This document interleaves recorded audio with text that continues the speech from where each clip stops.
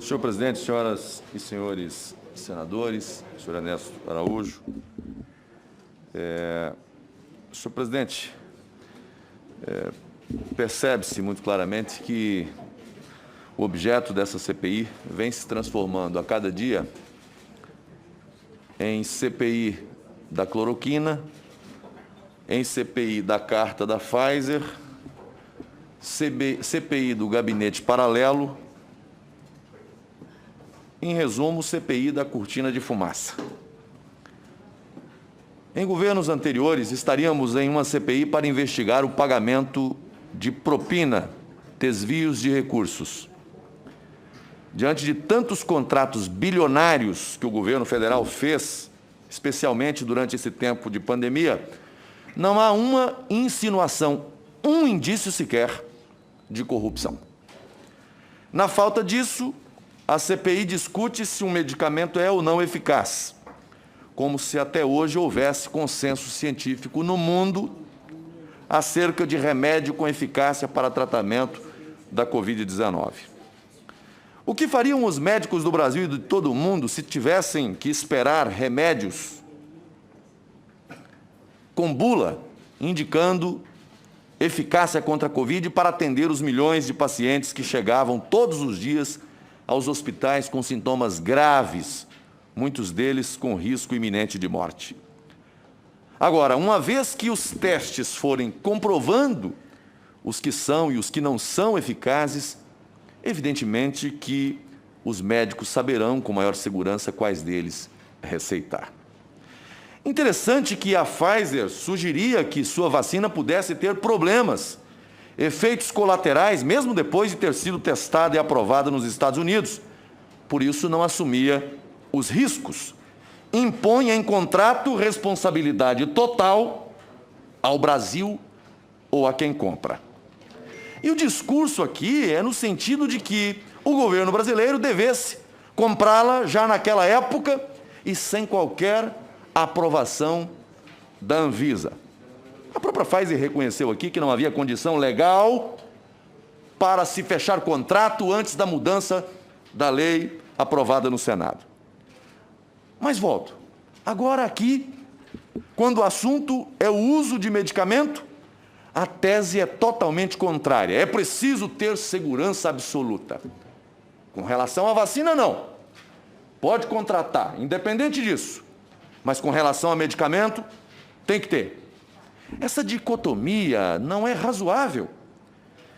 Em governos anteriores, estaríamos assistindo a operações da Polícia Federal com bilhões de reais escondidos em apartamentos ou depositados em contas no exterior.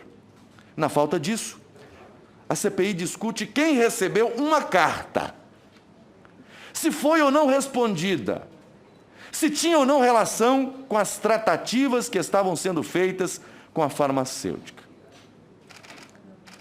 Em governos anteriores, estaríamos discutindo as práticas de associação criminosa para saquear os cofres públicos. Na falta disso, estamos discutindo se o presidente reuniu ou não colaboradores para auxiliá-lo em temas sensíveis, como o enfrentamento da pandemia, como se fosse crime qualquer líder buscar aconselhamento para decisões importantes. Qual o prefeito, governador, presidente da República ou qualquer gestor que não busca ou recebe aconselhamentos, sugestões ou ideias diariamente? Aliás, quantas sugestões, recomendações, ideias e até minutas de propostas legislativas não recebem constantemente os deputados e senadores? Isso configura gabinete paralelo? Isso, por acaso, é algo criminoso? Como muitos aqui não querem ir atrás dos recursos que, segundo operações da Polícia Federal, foram desviados de estados e municípios, ficam gastando dias e dias para discutir essas questões triviais. Uma grande cortina de fumaça enquanto o tempo vai passando e deixa-se de buscar realmente desvendar os esquemas de corrupção que podem ter ocorrido pelo país afora. Mas está chegando a hora. Vamos, senador Fernando Bezerra, vamos seguir o dinheiro e vamos saber o que foi feito com ele nos estados e municípios. É bom que se diga, a investigação tem que acontecer no âmbito do governo federal, do Ministério da Saúde, ninguém está se opondo a isso. Mas não pode haver seletividade, não pode haver blindagem. Veja que no caso da Pfizer aqui, o representante da Pfizer esteve onde está o depoente no dia de hoje e espancou todas as teses da oposição, toda a narrativa da oposição. Porque disse que não podia fazer o contrato antes de ter mudança na lei brasileira. Porque disse que a vacina só foi aprovada nos Estados Unidos no dia 13 de dezembro. Porque disse que só veio pedido para a Anvisa no início de fevereiro. Mas a oposição dizia, já tinha que ter vacina no braço dos brasileiros em dezembro. É a narrativa que não confere com os fatos. Mas eu quero fazer aqui algumas indagações ao chanceler. Quero fazer uma pergunta sobre um tema já tratado, mas que considero carecer de uma clareza maior. O senhor tem conhecimento de que os Estados Unidos da América tenham feito alguma parceria com algum país do mundo para o fornecimento de vacinas, especialmente durante o tempo em que Vossa Senhoria esteve à frente do Ministério das Relações Exteriores? Obrigado, senador. Não tenho conhecimento. Nossa preocupação aqui é saber de forma objetiva se algum agente público brasileiro tenha, por ação ou omissão, prejudicado a adoção de medidas possíveis e necessárias para o combate à pandemia, mais especificamente em relação às vacinas. Vê-se com clareza que há uma dedução de que a política internacional brasileira tenha prejudicado o combate à pandemia. É de todos sabido que o governo Bolsonaro mudou o rumo da política internacional de nosso país, especialmente ao deixar de financiar ditaduras ao redor do globo, com envio de bilhões de nosso BNDES, dinheiro do povo brasileiro. Houve nítida mudança em relação a países como Cuba, Venezuela, principalmente violadores de direitos e garantias fundamentais e exemplos de crise humanitária como o mundo todo assiste. Além disso, houve claras mudanças de orientação do Brasil na ONU em relação a outras nações, em temas sensíveis, como os conflitos no Oriente Médio, como é a questão entre Israel e a Palestina. Tais mudanças, ao que se entende, se deram pela busca de um maior alinhamento aos Estados Unidos da América, que havia sido claramente desprezado nos governos anteriores, que preferiam países de outras linhas ideológicas. Pergunto, dentro da política internacional, é comum haver incompatibilidades entre as nações de acordo com as relações que cada uma delas estabelece com países ou blocos de países do globo? Ou isso independe? Explico melhor. É irrelevante a estratégia da política internacional de um país para o relacionamento com qualquer outra nação do globo? Ou é natural que existam alinhamentos em decorrência das estratégias definidas e isso influencie e defina as parcerias internacionais? Vou explicar ainda melhor. Apesar da história já nos ter dado muitas lições quanto a isso, para uma clareza maior aqui nesta CPI, a pergunta é possível, na sua visão, fazer política internacional de forma comum e igualitária com todas as nações do globo, independentemente de suas políticas internas e parcerias políticas e ideológicas? Obrigado, senador. Certamente, acredito que não é possível e nem é desejável. A isso eu me referi, inclusive, na minha intervenção inicial, com a imagem de que nós não seguimos a linha de procurar um mínimo denominador comum nas relações com todos os países. Procuramos identificar em cada parceria qual é a lógica daquela parceria e, nos casos onde há uma convergência de visão de mundo, explorar essa convergência rumo à consecução de interesses mais altos. Então, acho que Vossa Excelência tem toda a razão nessa apreciação, quando não se introduz numa política externa esse tema, essa dimensão da visão de mundo, das diferentes concepções, organizações das sociedades, o que acontece? Se cria um teto para as relações. Vai até um certo ponto, mas em certos casos, em muitos casos, se desperdiçam oportunidades. Essas oportunidades surgem quando se identifica que os países têm uma percepção semelhante, que têm objetivos semelhantes, têm ideais semelhantes no mundo, e aí a parceria, a partir disso, pode avançar em outros rumos. Mas, ao mesmo tempo, não se deve, acho que, ver a imagem, se me permite, de uma gangorra, onde tem que se escolher um parceiro ou outro e um sempre está necessariamente acima e o outro necessariamente abaixo. Não, cada parceria tem a sua lógica e pode avançar independentemente. Agradeço, Vossa Senhoria. Dentro de sua experiência como diplomata, e não apenas quanto ao tempo em que atuou como ministro das Relações Exteriores, considerando que a visão que se tem defendido aqui indica ser a de que a política internacional deve considerar apenas o aspecto comercial, o que sabemos não ser realidade nas relações entre as nações desde a antiguidade, quais os demais aspectos geralmente precisam ser considerados para as tratativas e acordos internacionais? Perfeito.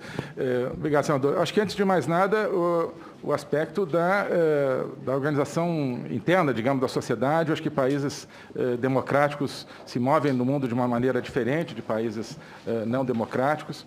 E é preciso entender também quais são os objetivos diferentes que os países têm, né? A gente não pode partir do princípio de que todos os países no mundo estão na cena internacional apenas para fazer comércio, porque não é verdade, né? Então, se nós seguirmos essa lógica, faremos maus negócios, porque quando você faz negócio simplesmente com uma visão comercial, e a outra parte tem uma visão comercial, mas tem uma visão que vai além, tem uma estratégia, você está em desvantagem, porque você está se sujeitando, no fundo, a uma estratégia de uma outra parte. Então, para o próprio comércio, mas além do comércio, é preciso entender quais são as orientações, quais são as estratégias dos outros países. Isso é um trabalho difícil, porque isso não vem publicado no Diário Oficial, né, de cada país, qual é a estratégia de mundo. Isso é que requer justamente um trabalho de análise diplomática, de análise política, e é preciso entender quais são as visões. E não rejeitar essa, digamos, comunidade de visões e essas afinidades eletivas, digamos assim, que normalmente democracias têm com outras democracias. Agradeço, Vossa Senhoria. Como as posições de um país da ONU refletem nos acordos que se pretenda entre países ou blocos em temas específicos? Bem, muitas vezes são esferas bastante diferentes, né? A esfera do que se discute na ONU e a esfera do que se trata em arranjos bilaterais ou regionais. E o que é preciso é buscar uma lógica, digamos, comum, produtiva em todas essas frentes. O que nos preocupa muitas vezes são discussões nas Nações Unidas que introduzem determinados conceitos que começam a virar como se fossem recomendações globais, sem que haja uma negociação ou um tratado sobre isso, e começa a haver uma pressão para que essas visões, essas orientações sejam incorporadas em diferentes países. Então, na nossa gestão, na minha gestão, sempre tivemos muita preocupação com isso, que discussões no plano multilateral, nas Nações Unidas, sobretudo, não se substituam ao trabalho legislativo dessa casa, ou seja, do Congresso Nacional, em realmente legislar para o Brasil. Se há tratados internacionais efetivamente firmados, seja multilaterais, seja bilaterais. É claro que esses tratados precisam passar pelo Congresso para serem incorporados no nosso ordenamento. O que nós não queremos evitar é que, de maneira subrepetícia, determinados elementos entrem no nosso ordenamento sem que tenham passado pelo processo constitucional. Agradeço. Só tem mais 2 perguntas, senhor presidente. Em algum momento o senhor presenciou ou tomou conhecimento de alguma orientação do presidente da República ou do ministro da Saúde para rejeitar 15 segundos. Parcerias internacionais, especialmente da China, quanto à aquisição de insumos para a produção de vacinas? Não, nunca recebi nenhuma orientação para rejeitar nenhuma parceria. A vacina, o insumo da vacina adquirido da China é adquirido do governo chinês ou de empresas chinesas? Bem, o insumo para a produção da vacina AstraZeneca é adquirido de uma empresa instalada na China. Não sei digamos, a propriedade dessa empresa, se ela é estatal ou não. Mas é uma empresa, não o governo chinês, que produz, é uma empresa contratada pela matriz da AstraZeneca para produzir insumos dessa vacina e que fornece ao Brasil. Em relação aos insumos da Coronavac, como geralmente são tratados, como eu disse, entre o Butantan e as contrapartes chinesas, eu não saberia dizer exatamente de quem é a propriedade, digamos, das fábricas que produzem isso na China. E eu concluo, senhor presidente, com a última consideração. Em um momento no qual a China, no contexto do 5G, tenta mostrar ao mundo a independência de suas empresas, como a Huawei e a ZTE, não seria danosa a imagem da China, essa ideia constantemente repetida pela oposição, de que empresas chinesas não cumpririam seus contratos por interferência política? Faço essa ponderação porque seria o mesmo que insinuar que a China deixaria brasileiros morrerem sem insumos ou vacinas porque alguém criticou algum ponto de seu regime político. Estariam acusando a China de agir dessa maneira? Porque isso equivale a dizer, senhor presidente, que o Brasil deixaria de fornecer alimento para quem critique qualquer uma de nossas políticas, como sempre fazem acerca da Amazônia e tantas outras coisas. Então, eu faço essas ponderações e indago Vossa Excelência, é justo, é adequado atribuir à China essa condição de que estariam boicotando o Brasil na entrega desses insumos por suas empresas em razão de uma fala ou outra sobre as posições daquele país? Sim, obrigado, senador. Certamente esse é um ponto muito importante porque essas alegações de que haveria uma negativa por parte do governo chinês de permitir o fornecimento de vacinas e insumos por razões políticas, pressupõe algo que eu acredito da qual eu acredito que o governo chinês não é capaz de negar vacinas que podem salvar vidas por causa de uma interferência política, né? Então, acho que elas pressupõem uma imagem realmente ruim da China, com a qual eu não concordo. E realmente não temos indício nenhum de que tenha havido essa interferência política em relação ao Brasil nos atrasos que se registraram, né? Então, realmente eu acho que há aí um problema, não sei, claro, não cabe a nós analisar, mas de imagem da China, no sentido de digamos, eu acho que a China não tem nenhum interesse em propalar a imagem de que de que o governo chinês, né, o governo chinês não tem interesse em propagar a imagem de que administraria algo tão importante como uma vacina que pode salvar vidas de acordo com considerações políticas. E a questão da dependência entre companhias chinesas e companhias e o Estado chinês, isso é algo que, independentemente da questão, mas acho que é algo transversal, que se discute inclusive na OMC. A China, claro, tem uma estrutura econômica muito diferente da estrutura dos países ocidentais, dos países membros da OCDE, por exemplo, na qual o conceito de empresa estatal ou de empresa privada é bastante diferente na prática. Então, dado o peso imenso da China no comércio internacional, isso é algo que se discute na OMC. Como tratar e como garantir que a atuação de empresas que muitas vezes não são estatais, mas que respondem a um governo, não só da China, né, em geral, como fazer para que isso não afete, isso não distorça o comércio. Agradeço, Vossa Senhoria. Muito obrigado, presidente.